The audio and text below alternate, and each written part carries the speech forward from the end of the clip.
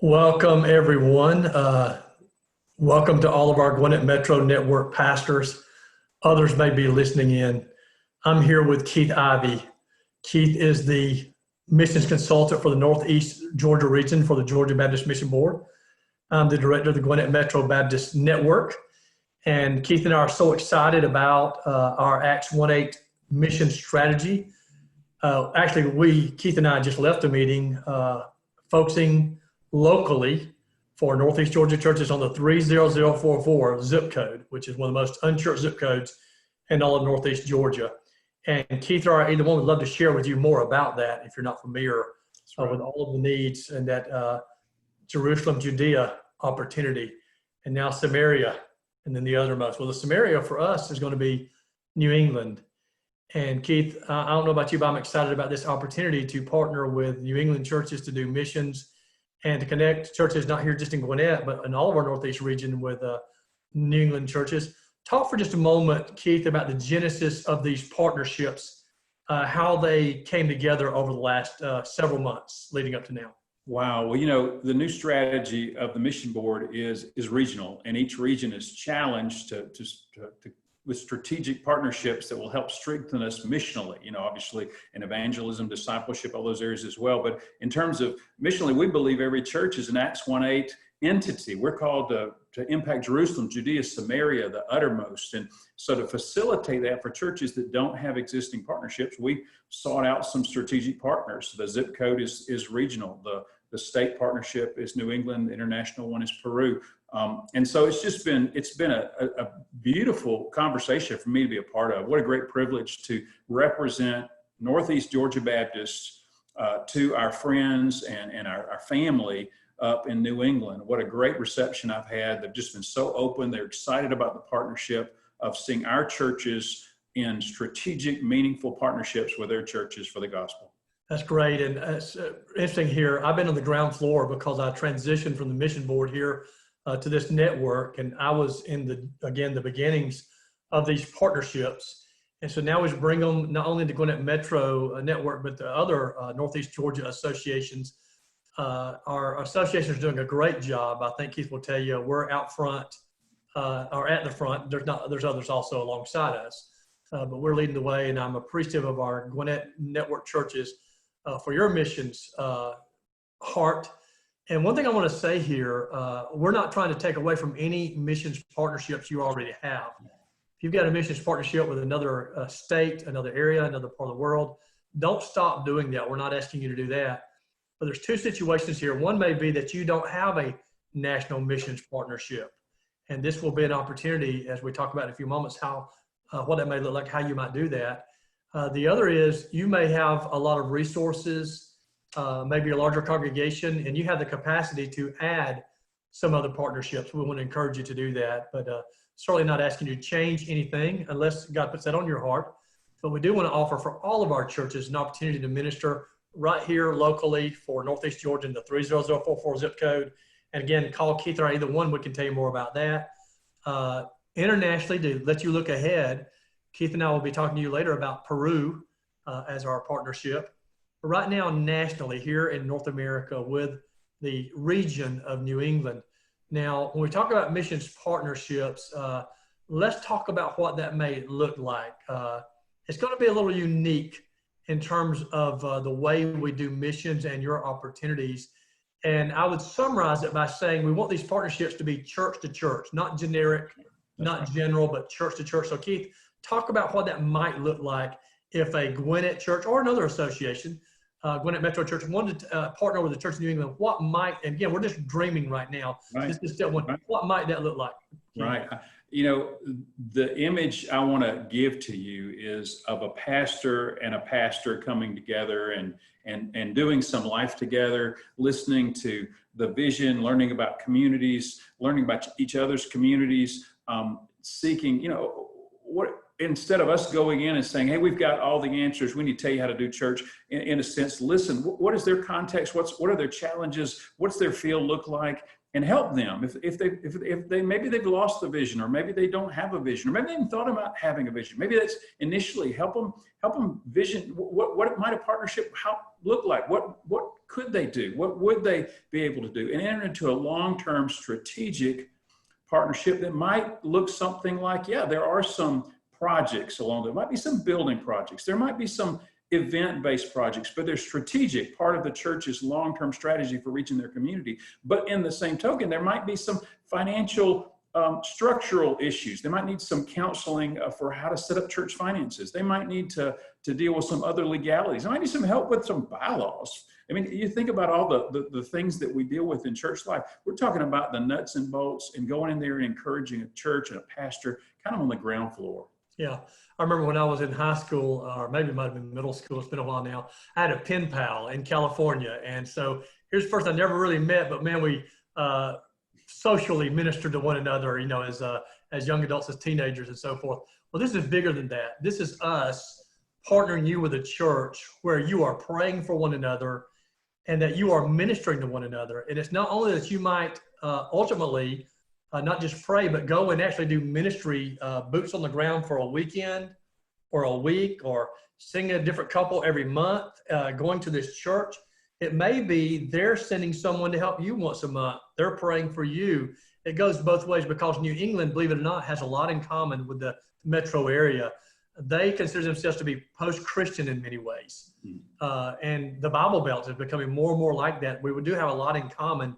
We can learn from one another in terms of evangelism and making disciples and advancing the gospel. So I think this is a great opportunity. And I'd also add, we would match you with a church either by affinity, such as you say, we're a Korean-speaking church. Well, there are Korean-speaking churches in New England. That's right. Or maybe you're a Korean church, you say, but we want to minister to a Hispanic church, or an Anglo church. We want to minister to a Hispanic church. There's a gazillion combinations here. I don't want to go over them all. But I'm saying we could match you by affinity, or say, no, we don't want to. We want to minister cross-culturally, but in that part of the country. And Keith, would that be fair as a framework for where we'll begin with these matchups? Yes. So the Baptist Convention of New England is broken up in regional with regions, and those regions essentially are states. And each region has a coordinator, and they act kind of as almost a associational missionary state convention coordinator in that region. And they are working to create cohorts of pastors. They're working to create fellowships of pastors. They're working their field. So for instance, if it's Vermont or it's New Hampshire, we're going to be able to go in and talk to that regional coordinator. They're going to talk to us. We're going to talk to them. We're going to look at the gifts and the characteristics of our church that's looking to go, the needs in their communities. And we're going to seek to match that up. Let a church and a pastor talk. Let them spend some time together. That's there's lots of ways. So say for instance, somebody goes and they talk to a church and they say, this was good, but I don't really want to make a 5 to 10 year commitment. It's okay. We'll keep sort of working those relationships, because that's how they see it. They want to see, and we want to see something different. We don't want to have a project-based or a trip-based ministry. We want real long-term strategic kingdom partnerships that are churches doing life with one another, sharing back and forth. Obviously, we're talking about communities, some of those communities that are 1% evangelical. We're talking about places where they will tell you it's the hardest place they've ever served in terms of sharing the gospel. There's a great need. There's a great need for encouragement. There's a great need for fellowship. There's a great need for bringing people together and just that support. And I would say, Steve, to your point of them coming and maybe doing stuff with us, there's a great need to give those pastors maybe an opportunity to do something different, maybe to get to come and preach in a topic that the Lord has laid on their heart, or maybe attend a conference or participate in some other missional activity. I mean, there's just a lot of possibilities. Yeah. One thing we heard from those leaders in New England is they don't want us just, quote, sending pastors to preach, right. Although that opportunity may afford itself. Nor is it just opportunities to go and visit New England, although I've been, it's great. And not to say you wouldn't have those. That cannot be the defining motivation. The motivation has to be, we're going to partner with a specific church, not just broadly doing mission, but a specific church. That's right. To strengthen them. But as iron sharpens iron, one man strengthens another. Same here.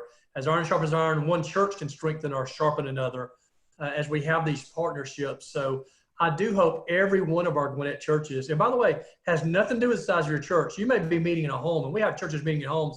You may have 10 people. You can be involved in this. It's not based on your amount of resources. It's based on the size of your heart and your willingness to partner.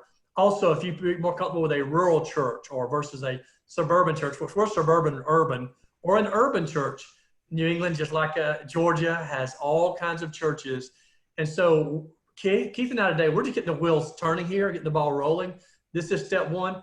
We will, in the next couple of months here, depending on when you're listening to this, I'll say in the fall of 2020, we are going to have a gathering.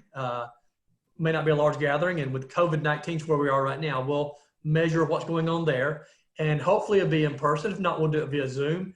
And if in person, we'll at least Zoom someone in from New England who can interact with us a little bit also, who's a high-level leader involved in these partnerships. But Keith and I have already been in conversations with their leaders, and they're ready. By the way, this has already been agreed to on their end. They want this partnership. Now the next step is, pastors, you say, yes, we want to be a part of something like this in locally 30044, then in New England. And if you want to take another step, maybe Peru later. But this is the next step, and I'm so excited about it, Keith. Keith, anything else you would add as we begin to wrap this brief webinar up, Introduction to the New England Partnership? I will add just a brief account of what's happened recently. You know, we were going on a partnership, or I'm calling them partnership trips, because we want to be partners, not just go and do projects. And so we planned for that in September, but with all the changes due to COVID up there in Massachusetts, we pulled back. We're going to have an online virtual partnership tour, and you'll be hearing about that. That's coming up. Second, my tentative plans are to go back in the spring, maybe with some kind of a vision or a partnership trip, and tie that in with some projects that are going to be available to our churches this summer. What they're going to do, because we don't want to all wait till 2022 to do things together, they're going to go ahead and set up about a dozen strategic mission projects that aren't, you know, you won't have to, if you do them, you don't necessarily enter into a long-term partnership, but they'll be for next summer. So if a church is ready, they can take one of those partnership, those strategic mission projects, they can plan towards that for next summer, perhaps use that spring trip as their pre-project visit, and maybe a way to begin scoping out long-term partnerships, you know, and of course we can get all that started with these Zoom opportunities coming up. Now, I want you to know, Keith and I are not going to mandate the types of projects and ministries that you do. We're going to connect you with churches and with leaders in the New England area, and it will be up to you to determine, you know, what the gifts are of your congregation, your leaders, what the resources that you have to invest in it. Again, whether you can go there, even if you can't, there's things you can do from here in Georgia. And again, to invite them to come your way. Perhaps you're a church in need. We have churches such as not just 30044, but all over our network. There are churches who have needs. So this is just a great partnership ministry, kingdom opportunity. And I want to say to our Gwinnett churches, please embrace this, especially if you don't already have partnerships. Now, if you want to know more, our Gwinnett pastor, certainly you can call me. You can email me at steve@gmba.org. You already have my cell phone, but email me if you don't.